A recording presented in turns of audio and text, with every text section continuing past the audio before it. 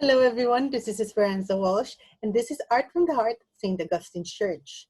And because of the coronavirus pandemic, we are doing the session remotely. So right now we're still on the topic of splatters. So we will use splatters as part of our art piece. And for this one, the subject would be dandelion. For this one, it was inspired by one of the works I saw on Pinterest. So let's try and give it some justice. Let's start.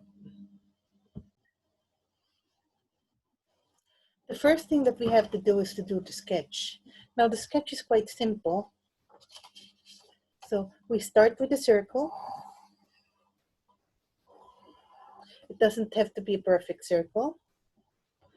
And then we draw a smaller circle here at the bottom. Again, it doesn't have to be a perfect circle. Then we draw the stem, which is curved lines parallel to each other, almost parallel to each other. And we draw the sepals. So the sepals are actually markers.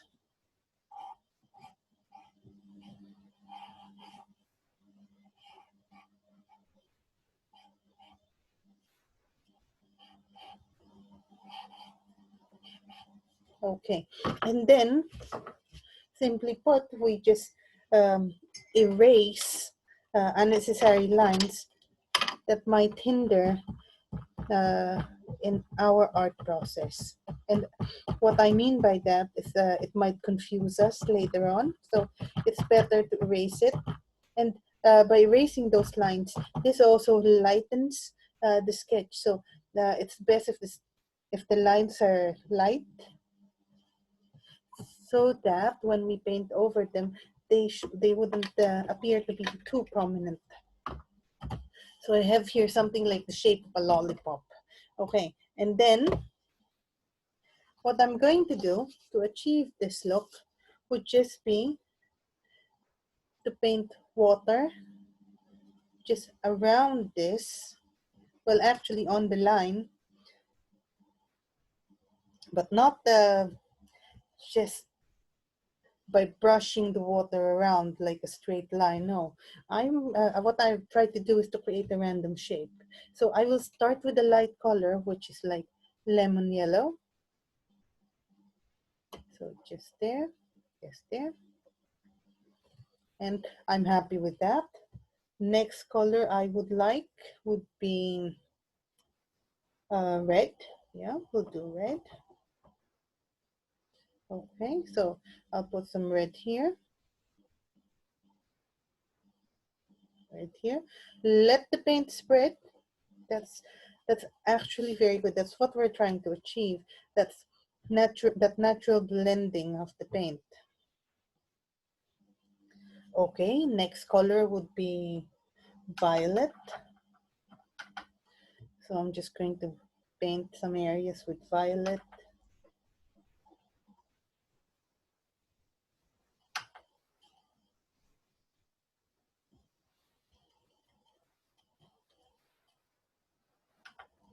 Okay, like that. And then next color would be blue. So we'll paint some areas with blue. Here, just dropping the blue paint. And again, just allowing it to mix naturally with the rest of the colors.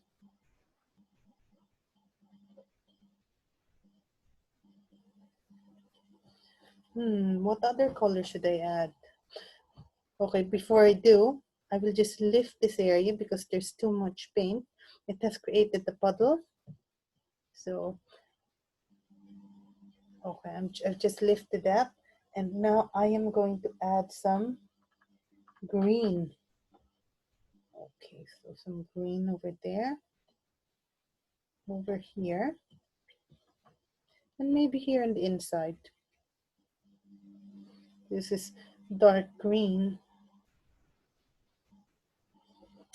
Okay, so I'm very happy with that. Now, I will paint this bit, this sepals, and the stem with green. So let me get some green paint ready. Okay, one moment.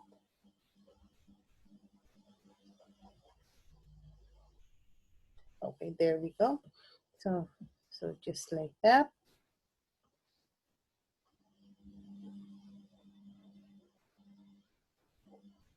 Then the sepals. And then here. Again, if there's too much paint or water for that matter, you just lift it. There we go. And then here in the middle, I'm going to lift some of the paint. And then I'm going to paint it with some yellow, because I would like to have that yellow-green effect. So I could have actually mixed this with my green paint, but I didn't. So now I just paint over what I have currently painted on the paper. Okay, so the next thing I'm going to do is to get some burnt umber to create some dimension. So I do that by painting around the shape. If it spreads, it's okay. We can always lift it if necessary. So I'm just following the shape of the sepals. And then here, I am going to paint on one side. That's a bit, that's burnt umber, a bit thick. And then I am going to paint on the other side, but thinner. And the reason for that is, in my mind, I'm already thinking that my source of light is coming from this area. So this should be a bit darker. Yeah, because even if it's very stylized or impressionist, I still want to think logically about where the sun is coming from and sunlight is coming from and all of those things. Okay, so here I also want to put some brown or burnt umber, just to show that this is the part where the shadows are. And I'm gonna do the same thing here on this side, but only on the inner portion.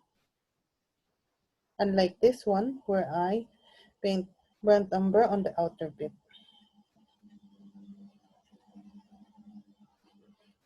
And then,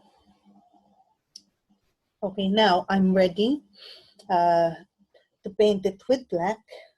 So let's see if I have enough black paint on my palette. I think I do. If not, we just need to get some more black paint from the tube. Okay, and we start with the whiskers. Yeah, I call this whiskers. These are the parts that hold the seeds.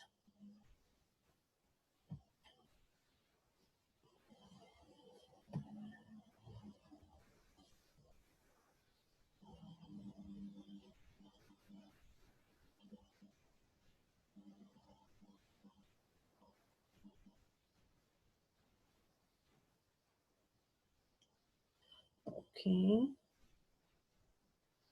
And then here, we paint it with black. And that's for the dimension. And the shadows. And then here, this is interesting, because we would need to create the dimension.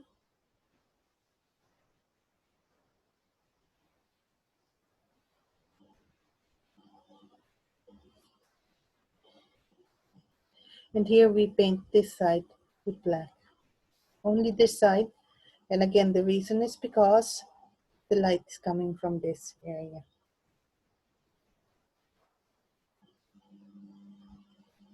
Then just let it spread naturally. Okay. Now let me just turn it around to see if I've done everything right. Almost. Okay, I think I would need to lift some of the paint, like this one, because I've created the puddle in this one. And I do need to add more green paint here, because I've done that. I would need to add more black as well. So there we go.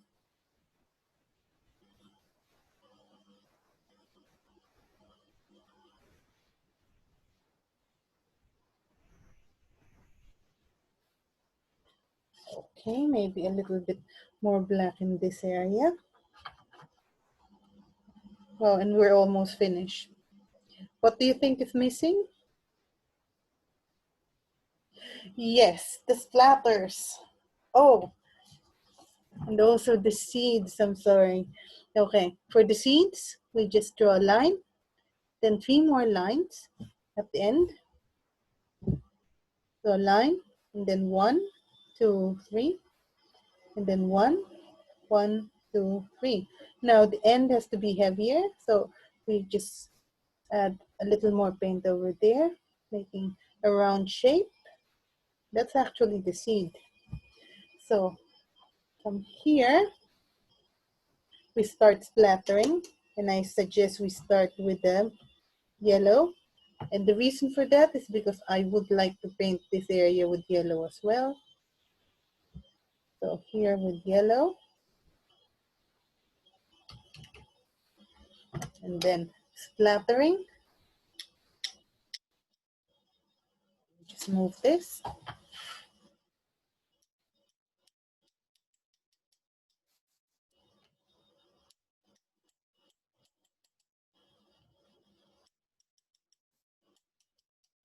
Oh, perfect. So we've done the yellow splatter. Now we'll do the other colors. What other colors do we want? We want red. Okay, just like the yellow, I'm gonna paint red here. Okay, just to add color. And then the red splatters.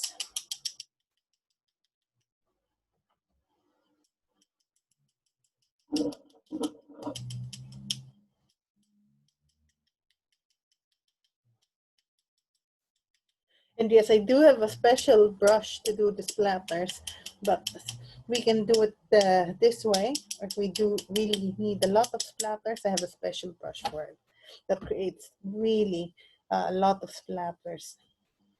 Okay, next color would be blue. Okay, again, we do the same thing. We paint here, we paint here, and we paint here. And then we do the splatter.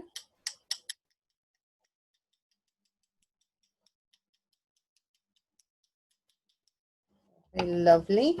And last one, as I keep telling my students, it's very important that we splatter green on it. And the reason is balance. Okay, so we splatter green. We don't have to splatter too much green, but it's about balance. Now, we now have our very colorful dandelion. And when it dries, you're gonna have something like this. I hope you enjoyed the session, and looking forward to see you in the next one. Thank you very much. Bye-bye.